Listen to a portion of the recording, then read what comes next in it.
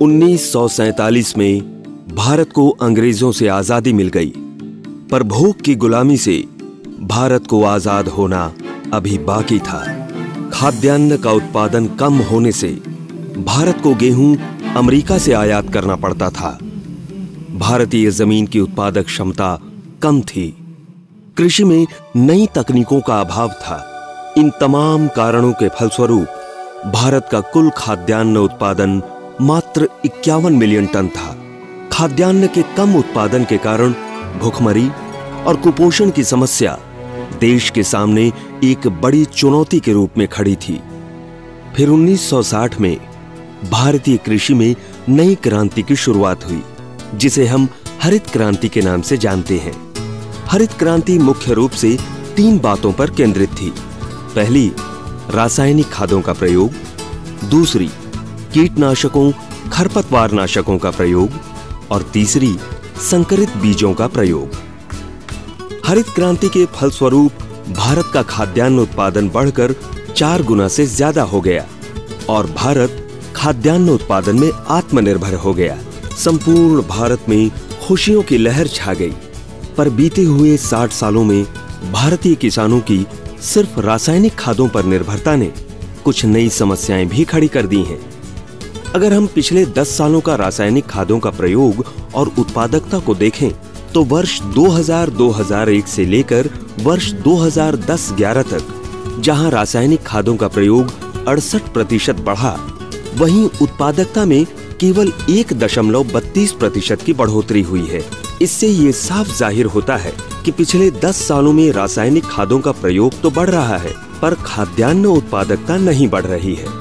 रासायनिक खादों के अंधाधुंध प्रयोग तथा जैविक खाद और फार्म यार्ड खाद के इस्तेमाल में कमी के कारण जैविक कार्बन व ह्यूमस की मिट्टी में गिरावट आई है। खेती संबंधित अन्य उत्पादों के ज्यादा से ज्यादा इस्तेमाल के बावजूद फसल की उत्पादकता नहीं बढ़ रही है। जिंक, बोरॉन, लौह तत्व, मैंगनीज, सल्फर, कॉपर और मोलिब्डेनम जैसे सूक्ष्म पोषकों की कमी व्यापक रूप से पाई गई है, जो फसल की पैदावार में कमी का एक प्रमुख कारण है। फसलों में कीट रोग, खास करके मिट्टी जनित रोगों का प्रसार बढ़ रहा है।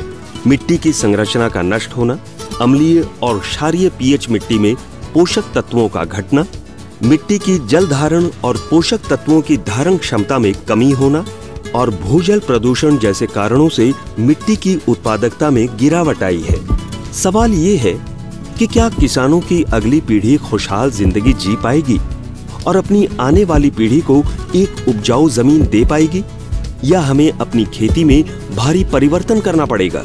पिछले कई वर्षों से रैलीज इंडिया लिमिटेड हमेशा किसानों की समस्याओं के समाधान में अग्रणी रही है और इसी परंपरा को कायम रखते हुए टाटा रैलीज लेकर आया है एक आधुनिक, क्रांतिकारी, पर्यावरण अनुकूल, माइक्रो वर्धित अभिनव उत्पाद जियो ग्रीन।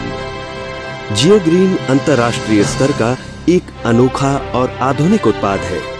इसमें प्रयोग होने वाले सूक्ष्म जीव कल्चर को यूरोप से आयात किया जाता है। जियो ग्रीन को शक्कर उद्योग के उप उत्पादों से बनाया जाता है और इसे सभी तरह की फसलों में इस्तेमाल किया जा सकता है। मिट्टी और फसल के स्वास्थ्य में जियो ग्रीन सराहनीय सुधार करता है। जियो ग्रीन फसल उत्पादन को 15 से 20% तक बढ़ा सकता है।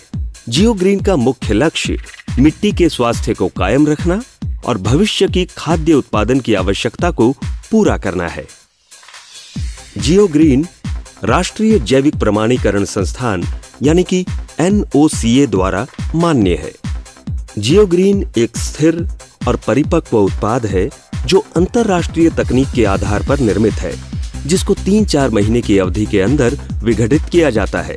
जियो ग्रीन में 70-75 विभिन्न लाभकारी सूक्ष्म जीव पाए जाते हैं। जियो ग्रीन खरपतवार के बीजों से मुक्त है। जियो ग्रीन रोग पैदा करने वाले जीवाणु से मुक्त है। जियो ग्रीन में कार्बन नाइट्रोजन का अनुपात 20:1 है। जियो ग्रीन अपने छोटे कणों के आकार की वजह से मिट्टी में तेजी से मिश्रित हो जाता है।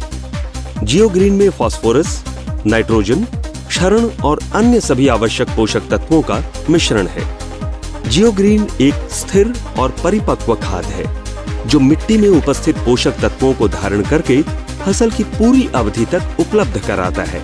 जियोग्रीन अन्य खादों के विपरीत समान गुणवत्ता वाले कच्चे पदार्थ और निरंतर प्रक्रिया वाले तत्व प्रदान करता है। आइए अब देखते हैं जियोग्रीन से मिलने वाले फायदे। जियोग्रीन फसल की पैदावार बढ़ाता है। हमारे आंतरिक परीक्षण में पाया गया है कि जियोग्रीन से फसल की पैदावार में लगभग 15 से 20% तक की वृद्धि हो सकती है।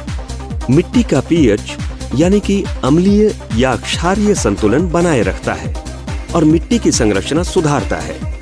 मिट्टी के अपरदन को रोककर जियोग्रीन मिट्टी में उपस्थित पोषक तत्वों को बरकरार रखता है। जियोग्रीन मिट्टी में नाइट्रोजन, फास्फोरस, कार्बन और ह्यूमस का एक अच्छा स्रोत है और मिट्टी में उपस्थित पोषक तत्वों को पौधों की जड़ों को आसानी से उपलब्ध कराता है।